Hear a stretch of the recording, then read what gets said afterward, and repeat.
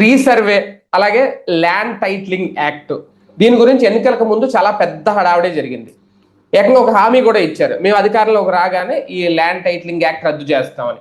2022లో తీసుకొచ్చిన ఆ చట్టాన్ని 2024లో అధికారంలోకి వచ్చిన వెంటనే రెండో సంతకం అనుకుంటా పెట్టేశారు ముఖ్యమంత్రి చంద్రబాబు నాయుడు గారు. దాన్ని కూడా రద్దు చేశారు. అయినా రీసర్వే అయితే ఇంకా జరుగుతోంది అనేది, ఆ జరగడం కూడా మళ్ళీ అలాగే జరుగుతోంది, మళ్ళీ తప్పులు జరుగుతున్నాయి.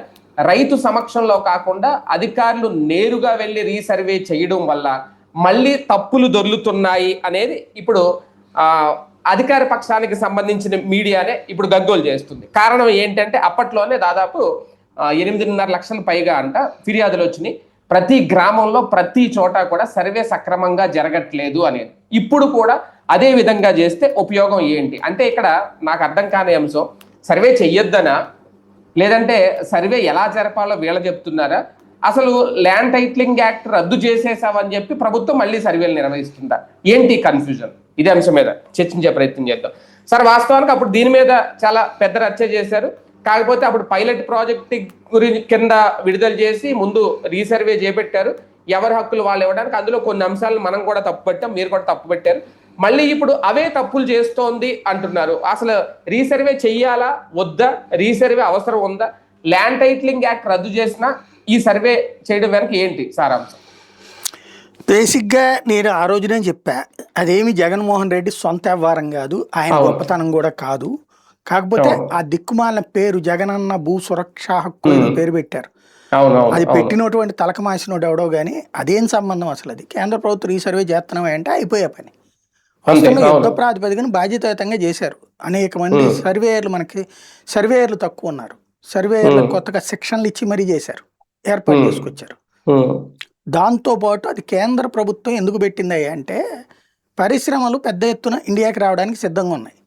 ఇప్పుడు దాదాపుగా అమెరికాలో ఉన్న పరిశ్రమల యజమానులందరూ కూడా, ఓనర్లందరూ, ఇన్వెస్టర్లందరూ కూడా చైనాలో ఉండేవాళ్ళు. ఇదివరకు చైనాలో పెట్టుబడి పెట్టేవాళ్ళు. చైనాని నిదానంగా తగ్గించుకోవాలి, ఎందుకంటే చైనా ఇప్పుడు ఏకంగా వరల్డ్ 2కి వెళ్ళిపోయింది, అమెరికాని దాటే పరిస్థితి వస్తుంది. కాబట్టి దాన్ని వదిలించుకోవాలి అనుకున్నప్పుడు మానవ వనరులు తక్కువ ఖర్చుతో దొరికేటటువంటి, చైనాతో పోటీ పడే తక్కువ ఖర్చుతో దొరకగలిగినటువంటి హ్యూమన్ రిసోర్సెస్ ఉన్నది ఇండియాకి మాత్రమే. కాబట్టి భారతదేశంలో పెట్టుబడులు పెట్టడానికి సిద్ధంగా ఉన్నారు చాలామంది. అది మనకి మ్యానుఫ్యాక్చరింగ్ సెక్టర్కి ఒక బూస్ట్. కాకపోతే మనకి సమస్య ఏమైందంటే, భూములు కొంటే మనకు 10-15 రకాల పేర్లు ఉంటాయి. ఏది రాజుగారు ఇచ్చిన ఏనాములని, మంత్రి గారు ఇచ్చిన ఏనాములని, లేకపోతే సిపాయిలకి ఇచ్చిన ఎస్ఐండ్ అని, దళితులకి ఇచ్చినటువంటి భూములని, దేవాదాయ భూములని, ముస్లింలకు ఇచ్చిన భూములని, ఇట్లాంటి రకరకాలు ఉంటాయి పేర్లు.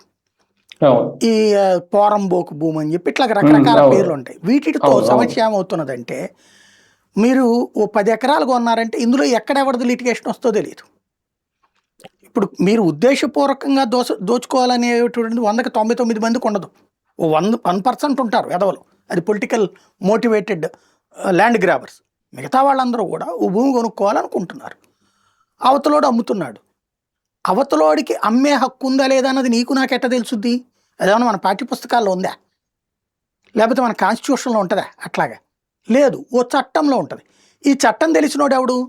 రెవెన్యూ వాళ్ళు, రిజిస్ట్రేషన్ డిపార్ట్మెంట్ వాళ్ళు మాత్రం మనకేం చెప్పకుండా ఓకే చేసేస్తున్నారు. కొన్న తర్వాత ఇంకోటి వచ్చి లిటిగేషన్ పెడుతున్నాడు, ఇది అమ్మడానికి వెళ్ళేది, ఇది లేదనేసి. ఇప్పుడు ఒక ఇండస్ట్రీ పెట్టాలంటే ఒక 100 ఎకరాలు కావాల్సి వచ్చింది. ఓ డబ్బులు పెట్టినే కొంటాడు. కొన్నాక ఇందులో ఓ 10 మంది వచ్చి, అది మా నాన్న వారసత్వం, మా అన్నయ్య అమ్మడానికి వీలేదని ఒకళ్ళు వస్తున్నారు, మా అక్కకి డబ్బులు రాలేదని ఇంకొకళ్ళు వస్తున్నారు, లేకపోతే ఇది సాదా బైనామా అని ఒకళ్ళు అంటున్నారు, ఎస్ఐండ్ అని ఒకళ్ళు అంటున్నారు. ఆడికి ఎట్ట తెలుసుద్ది? రిజిస్ట్రేషన్ కూడా జరిగిపోయింది, కానీ ఈ లిటిగేషన్ల కారణంగా అక్కడ ఫ్యాక్టరీ పెట్టడానికి వీలు కాదు. వాడు డబ్బులు కోట్ల రూపాయలు పోసి కొన్నాడు. మీకు లేపాక్షి నాలెడ్జ్ జబ్బు ఏంటి, లేకపోతే ఆ వ్యాన్ పిక్ గొడవ ఏంటి? ఇట్లాంటి లిటిగేషన్లే కదా.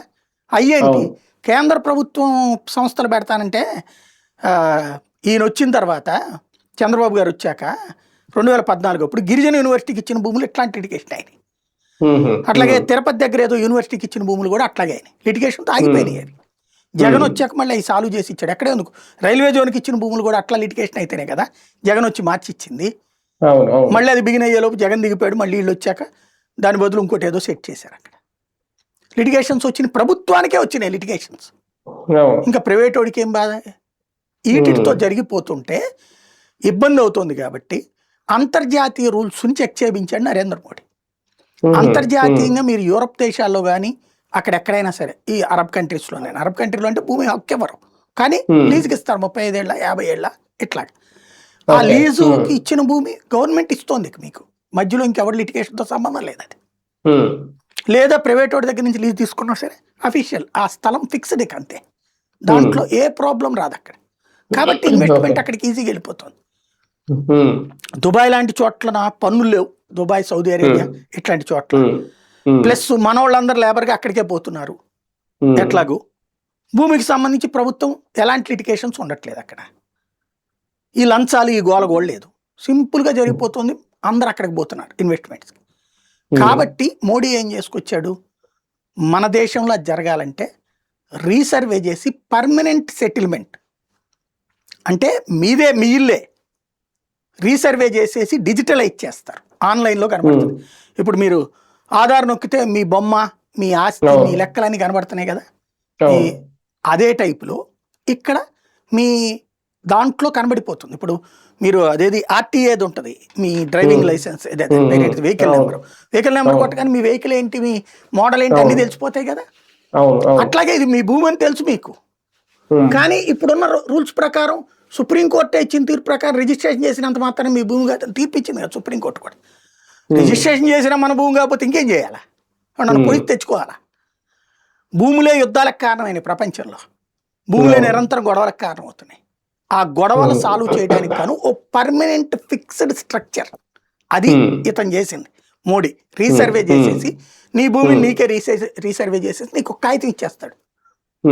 ఈ ఇచ్చిన తర్వాత దాని మీద లిటిగేషన్ 2 ఏళ్ళేమో టెన్యూర్ పెట్టారు. ఎవరికైనా అబ్జెక్షన్ ఉంటే ఈ 2 ఏళ్ల లోపే చూసుకోవాలి. అబ్జెక్షన్స్ 2 ఏళ్ల తర్వాత ఇక్కడ ఉండడానికి వీల్లేదు. Final after 2 years it is the final list. ఈ ఫైనల్ అయిపోయాక మీకు ఇక దాంట్లో ఏదన్నా ప్రాబ్లం వచ్చిందనుకోండి, లిటిగేషన్ వచ్చిందనుకోండి, ఇన్సూరెన్స్ ఇవ్వబడింది. అంటే ఇక ఆ 2 ఇవాళ సర్వే చేసింది ఫైనల్. ఈ ఫైనల్ చేసిన కాగితంలో తేడా వస్తే ఏదన్నా అభ్యంతరాలు ఉంటే ఈ లోపు సొల్యూషన్ చూసుకోవాలి. వాళ్ళు ఎవరైతే క్లెయిమ్ చేశారో వాళ్ళు చూపించుకోలేదు, కన్ఫర్మ్ చేయించుకోలేదు లీగల్గా, రెవెన్యూ పరంగా, ఇట్స్ క్లోజ్. నీ పేరుతో ఉంది కాబట్టి అదే నీదే భూమి హక్కు. అవతలోళ్ళు కాదని రేపు పొద్దున కోర్టుకు వెళ్ళి ధృవీకరించుకున్నారనుకోండి, దానికి బదులుగా మీకు ఇన్సూరెన్స్ ఇస్తారు రేపు పొద్దున. ఎవరి చేతిలో భూమి హక్కు ఉందో వాళ్ళకి ఇన్సూరెన్స్ ఇస్తుంది ప్రభుత్వం. అంటే మన బండి పోతే ఇన్సూరెన్స్ టైప్ అనమాట, స్థలం పోయిన ఇన్సూరెన్స్ వస్తుంది అనమాట. ఇది ఆ చట్టం, రీసర్వే చట్టం. ఆ చట్టం అమలుని అందరికంటే ఫస్ట్ చేసినోడు జగన్మోహన్ రెడ్డి. అవును, 22లో అనుకుంటా చేసేసి బిగిన్ చేసి పడేశాడు అంతా. విపరీతంగా రీసర్వేలు జరిపోయినాయి, డ్రోన్లు గీన్లు అంతా చేశారు, మొదలు పెట్టేశారు కూడా. కానీ సమస్య ఎక్కడ వచ్చిందంటే అధికారులు డబ్బులు తినడానికి జగన్ కున్నటువంటి ప్రచారపు యావని వాడుకున్నారు వాళ్ళు. ఆ ప్రచార యావ ప్రకారం ఏం చేశారు, మీ దగ్గర పట్టాదారు పాస్బుక్ ఉంది లేదా మీ రిజిస్ట్రేషన్ పేపర్ ఉంది, ఇట్స్ ఎనఫ్. వీళ్ళు పట్టాదారు పాస్బుక్ ఇవ్వాలి, ఏమి నెలకు కూడా ఇస్తారనమాట. దాని మీద జగన్ బొమ్మ వేశారు. ఈ ఆస్తి హక్కు మీద జగన్ బొమ్మ వేసేది ఏంది, రాజముద్ర ఉండాలి. కానీ అదే ఇప్పుడు చంద్రబాబు గారు ఇస్తున్నారు. అక్కడ జగన్ చేసిన తప్పు. అధికారులు కావాలని చేసిన వాళ్ళకి ఆ పుస్తకాల ద్వారా డబ్బులు సంపాదించుకోవడానికి, జగన్ దగ్గర మెప్పు పొంది ఈ కాంట్రాక్ట్ ఇచ్చుకోవడానికి ఆడిన నాటకానికి వైసీపీ నిలువునా బలైంది. జగన్ సర్వనాశనం కావడంలో అదొక కీలక పాత్ర. ప్రజల్లో అపనమ్మకం సృష్టించడానికి చంద్రబాబుకి వచ్చిన ఒక వరం అది. అది నెంబర్ 1 అయింది. నెంబర్ 2 వచ్చేటప్పటికి ఆ సర్వే రాళ్ళు పొలాల దగ్గర జగన్ బొమ్మేసి రాళ్ళు, అది కూడా బయట రాయి కంటే రేట్ ఎక్కువకి రైతు కొనాల్సి వచ్చింది. డబ్బులు ఎక్కువ పెట్టి కొనాలి జగన్ బొమ్మ. అది కూడా ప్రజల్లో వీళ్ళు అబద్ధం చెప్పడానికి ఉపయోగపడింది. రీసర్వే అనేది రద్దు చేస్తాం మేము వస్తే రీసర్వే ఉండదని చెప్పారు. నేను అప్పుడే చెప్పా, వీళ్ళు వచ్చినా రీసర్వే చెయ్యాల్సిందే, ఖచ్చితంగా ఆపడానికి కుదరదు. రీసర్వే అంటే ఓ రకంగా తేనె తుట్ట కదల్చడమే. అంతే. అవును. జగన్ తెగించాడు, ఇరుక్కుపోయాడు. ఉమ్, వీళ్ళు నిశ్శబ్దంగా చేసుకెళ్తున్నారు. ఏం లేదండి ఈ సర్వే ఎక్కడ ప్రాబ్లం వస్తుందంటే, ఒక ఊళ్ళో ఒకడు పంట పండించుకుంటా ఉంటాడు ఉమ్, వాళ్ళ తాతల ముత్తాతల నుండి. ఉమ్, ఒరిజినల్ భూమి హక్కు ఎవడి పేరు మీద ఉంటుంది రికార్డులో తెలియదు బయటికి. అవును. ఇప్పుడు తీసినప్పుడు ఆ ఒరిజినల్ రికార్డులతో తీస్తారు వాళ్ళు. అవును. అప్పుడు అన్నట్టున్నారుగా 100 ఏళ్ల క్రితం వివరాలు కూడా బయటికి తీస్తామని. అది ఉన్నాయి ఇప్పుడు. ఉమ్, ఉమ్, దాని వలన పల్లెటూళ్ళలో గొడవలు అవుతున్నాయి. అవును. అదే ఇప్పుడు కదా మీరు మెయిన్. మొదట ఒక ఇల్లు కట్టుకున్నారు, ఇంటి పక్కన కొద్ది ఖాళీ స్థలం ఉంది, ఆ ఖాళీ అవును. స్థలంలో పార్కింగ్ పెట్టుకున్నారు, పార్కింగ్ తర్వాత షెడ్ వేసుకున్నారు, షెడ్డుకి గోడ కట్టుకున్నారు, గోడ కడతాం, తర్వాత స్లాబ్ వేస్తాం. అట్లాగ అయిపోయింది. ఇది మీ చేతిలో ఉంది. అది కానీ ఆక్రమణే. వాస్తవంగా అది ప్రభుత్వ భూమి అయి ఉండొచ్చు, లేదా పక్కనోడి స్థలం అయి ఉండొచ్చు. అవును. పక్కనోడు ఎప్పుడో తాతల నాడు ఆయన చచ్చిపోయి ఉంటాడు, లేకపోతే ఆయన భూమి రాసి ఇచ్చేసి ఉంటాడు, ఆయన వెళ్ళిపోయి ఉంటాడు. ఆ తర్వాత నా భూమిని వాళ్ళ మనవాళ్ళు ఎవరో తీసుకుని ఉంటారు. వాళ్ళు ఆ పక్క నుంచి మీ పక్క నుంచి వాళ్ళు బిగిన్ చేసుకుని ఉంటారు. ఉమ్, కానీ ఇప్పుడు రీసర్వే సందర్భంలో ఆ లెక్క తెలిసిపోతుంది. ఉమ్, దాంతో లిటిగేషన్ వస్తుంది. అదేంది మీరు ఎంతకాలం మాది కబ్జా చేశారు, నీళ్ళు అడిగితే లేదు లేదు అది తప్పు చేశాడని వీళ్ళు చెప్తారు. ఇక్కడ జగన్కి సంబంధం ఉండదు, చంద్రబాబుకి సంబంధం ఉండదు, గ్రౌండ్ లెవెల్లో జరిగే వ్యవహారాలు. అవును. అదే కదా. దాన్ని ఆ, అది తేనె తొట్ట కదిలించినట్టే. అందుకని భూముల విషయాల్లో ఎవడు కెలుక్కోడు. ఉమ్, ఇప్పుడు వీళ్ళు రోజు రాసుకొస్తున్న రెవెన్యూ గొడవలు అయ్యే ఉండేది భూములకు ఉమ్, సంబంధించి. అవును. ఇప్పుడు అవన్నిటిని సొల్యూషన్ అంటే పర్మనెంట్ సొల్యూషన్ అనేది అంత సులభం కాదు భూమి అన్నది. ఉమ్, ఇప్పుడు ఏ రాజు అయినా ఇంకో రాజ్యం మీద యుద్ధం ఎందుకు చేశాడు? భూమి మీద హక్కు కోసమే కదా. ఉమ్, మర్డర్లు ఎందుకు జరుగుతాయి? భూమి మీద హక్కు కోసమే కదా. ఆత్మహత్యలు ఎందుకు జరుగుతాయి? భూమి మీద హక్కు కోసమే కదా. ఉమ్, ఇప్పుడు కూడా రియల్ ఎస్టేట్ మర్డర్ అంటే ఏంటి? భూమి మీద హక్కే కదా గొడవ. అంతే కదా. అంటే భూమి అనేది అంత ప్రాణంతో సమానం. ఉమ్, దాని వెనకాల లిటిగేషన్స్ బోల్డ్ వస్తాయి. నేను చెప్పినట్టే ఏనామా పోరంబోక రకరకాలు ఉంటాయి వాటిలో. ఉమ్, అవన్నీ సాల్వ్ చేయగలిగినటువంటి కెపాసిటీ ఇప్పుడున్న అధికారులకు ఉందా? అదే కదా. $1,000,000 ప్రశ్న నెంబర్ 1. నెంబర్ 2 వచ్చేటప్పటికి ఇవాళ చేస్తున్నటువంటి సర్వేయర్లకు అంత అనుభవం ఉందా? ఉమ్, అసలు భూమి ఎక్కడి నుంచి కొలుస్తున్నాడు కరెక్టే, ఎక్కడి నుంచి కొలవాలో క్లారిటీ ఉందా? అదే కదా హద్దులు. సరిహద్దు మన దాంట్లో పెడతాడండి, సుబ్బయ్య గారి ఇంటి పక్క నుంచి రామారావు గారి గోడ పక్క నుంచి అని. అవును. అసలు ఆ ఏరియా సర్వే అంతా ఎక్కడి నుంచి బిగిన్ చేయాలి? అదే కదా. ఇది లేదు మన దేశంలో. ఉమ్, ఇక్కడ అసలు గొడవ. ఇప్పుడు గాలి జనార్దన్ రెడ్డి బెయిల్ ఎట్ట వచ్చిందండి టెక్నికల్గా? గాలి జనార్దన్ రెడ్డి మన దగ్గర ఉన్నటువంటి అదేది బయ్యారం కాకుండా అక్కడ ఉన్నది కదా బ్రాహ్మణి స్టీల్స్ అవన్నీ ఉన్నది, గనులు ఉన్నాయి కదా ఆ ప్రాంతంలో. వాస్తవంగా అక్కడ లీజుకి తీసుకున్నాడు ఆంధ్రాలో. అక్కడ ఒకప్పుడు తెలుగుదేశం అతనే తీసుకున్నాడు మొదటి లీజుకి. కానీ అక్కడ లాభం రాదు, అక్కడ ₹100 తవ్వితే ₹5 వస్తుంది అని చెప్పి వదిలేశాడు. అది వదిలేస్తే రాజశేఖర రెడ్డి వచ్చాక అది తీసేస్తున్నప్పుడు గాలి జనార్దన్ రెడ్డి వచ్చి అన్న అది ఆ కాగితం నాకేంటి అన్నాడు. సబ్ లీజుకి తీసుకున్నాడు. అది తీసుకుని అతను ఏం చేశాడు, ఆ పక్కనున్న కర్ణాటక అటవీ ప్రాంతంలో సహజ వనరులు హైయెస్ట్ అనమాట, ఐరన్ ఓర్ అది హైయెస్ట్ క్వాలిటీ అనమాట.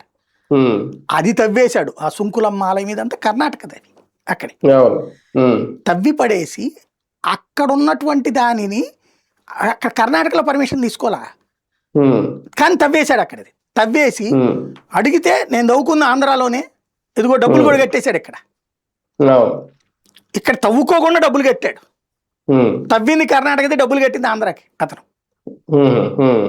మైనింగ్కి డబ్బులు కడితే చాలు కదా, కట్టేశాడు, అయిపోయింది. వే బిల్లులు ఉన్నాయి, కట్టింది అంతా ఉంది. కోర్టు అడిగితే ఏమన్నాడు, నేను కట్టాను కదా ఇదిగో అన్నాడు. సిబిఐ ఏం చెప్పింది, కట్టింది ఆంధ్రాకి, తవ్వింది తమిళ ఇదే కర్ణాటక భూములు అన్నారు జేడి లక్ష్మీనారాయణ.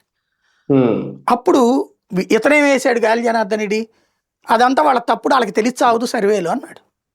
ఇప్పుడు ఏం లిటిగేషన్ పట్టుకొచ్చారు, అది సర్వే చేసి అది వీళ్ళు తవ్వింది ఆంధ్రాదా తెలంగాణదా అన్నది తేల్చమని సర్వేయర్ అథారిటీ ఆఫ్ ఇండియాకి ఆదేశించింది supreme court. Survey authority of India కర్ణాటకని అడిగింది, ఆంధ్రాని అడిగింది, మీ హద్దు ఎక్కడో చెప్పమని. ఆంధ్ర వాళ్ళు ఎక్కడి నుంచి అన్నారు, కర్ణాటక వాడు అక్కడి నుంచి అంటున్నాడు. ఎవరు ఫైనల్ చేయాలి ఇది? Benefit of doubt. బెయిల్ మీద బయటకు వచ్చి మళ్ళీ ఎమ్మెల్యే అయిపోయాడు. అంతే. అంటే భూమి కొలత ఎక్కడి నుంచి బిగిన్ చేయాలన్నది పెద్ద కన్ఫ్యూజన్. ఇప్పుడు మా ఉడా కాల నుంచి చెయ్యాలండి, ఉడా ఎక్కడి నుంచి వెంచరేసింది, అంటే మరి స్టార్టింగ్ ఎక్కడ? ఇలాంటి సమస్యల పరిష్కారానికే కదా సార్ ఇది రీసర్వే అనేది తీసుకొచ్చింది అసలు కేంద్రం. ఇప్పుడు ఇది ఎట్లా ఉంటుందంటే పరిష్కారానికే కేంద్రం తెచ్చింది, గ్రౌండ్ లెవెల్లో కంట్రోల్ లేదంటున్నాను నేను ఇక్కడ. దానివల్ల గొడవలు కాబట్టి దాన్ని రాజకీయంగా వాడేసుకున్నాం మనం ప్రయోజనాల కోసం. అంతే. అవును. కానీ అసలు గొడవ ఏంటంటే సింపుల్ ఈజీగా అర్థమయ్యే భాషలో చెప్పండి. ఒకప్పుడు బెజవాడ 1 టౌన్ మునిగింది. ఎందుకు మునిగింది అయ్యా అంటే విజయవాడ 1 టౌన్లో ఉన్నటువంటి మురుగునీళ్ళన్నీ కూడా రాజరాజేశ్వరిపేట కింద ఒక రైలు గేట్ కింద నుంచి రైల్వే లైన్ ఉంటుంది కదా, దాని కింద నుంచి వెళ్ళిపోతాయి నీళ్లు అవతల. అటు సత్యనారాయణపురం వైపుకి వెళ్ళిపోయి అట్టించి బుడమేరలోకి పోయి వెళ్ళిపోవాలి నీళ్లు.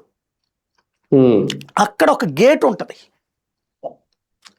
ఆ గేటుని ఎత్తడానికి ఇలా నీళ్ళు వచ్చినప్పుడు రోజుకి 2 సార్లు ఎత్తడానికి ఒక ఉద్యోగం ఉన్నాడు. అతని జీతం, అతను ఒక అవుట్ సోర్సింగ్ ఎంప్లాయ్. అతను ఉన్నాడు అన్నటువంటి సంగతి లోకల్ శానిటరీ ఇన్స్పెక్టర్ కూడా తెలియదు. రికార్డులో ఉంటాడు, చేస్తాడు అతని పని, నిరంతరం చేసుకెళ్ళేవాడు. అతనికి 3,000 5,000 జీతం. 3,000తో బిగినాయి, 7,000తో రిటైర్ అయిపోయాడు అతను జీతం.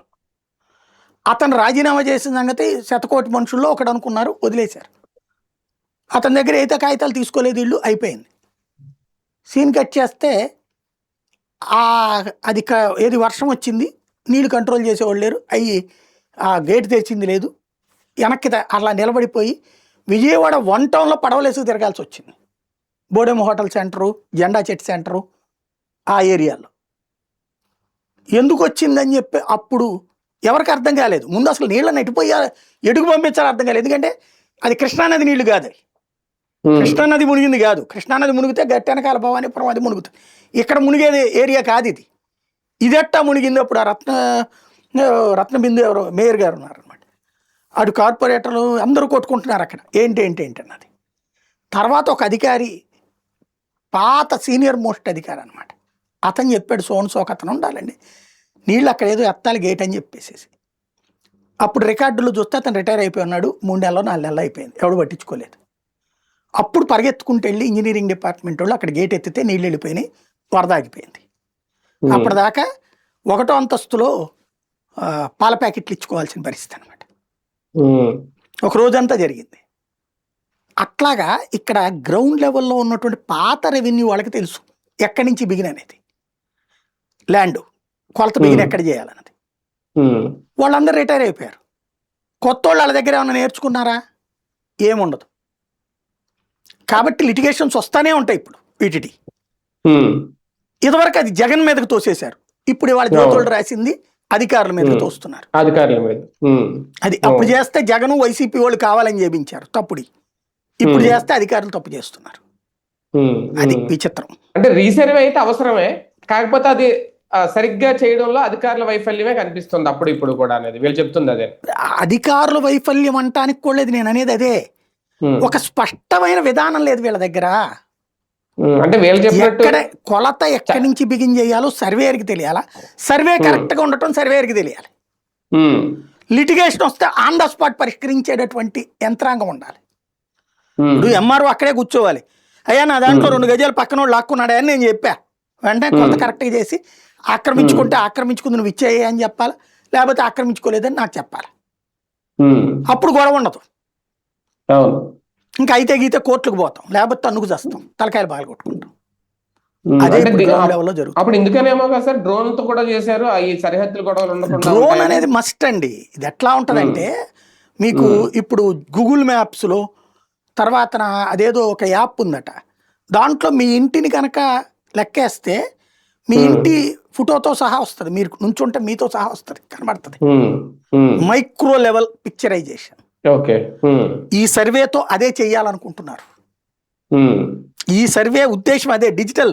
ఇప్పటిదాకా ఏంటంటే కాగితాల మీద మాత్రమే కనబడుతుంది.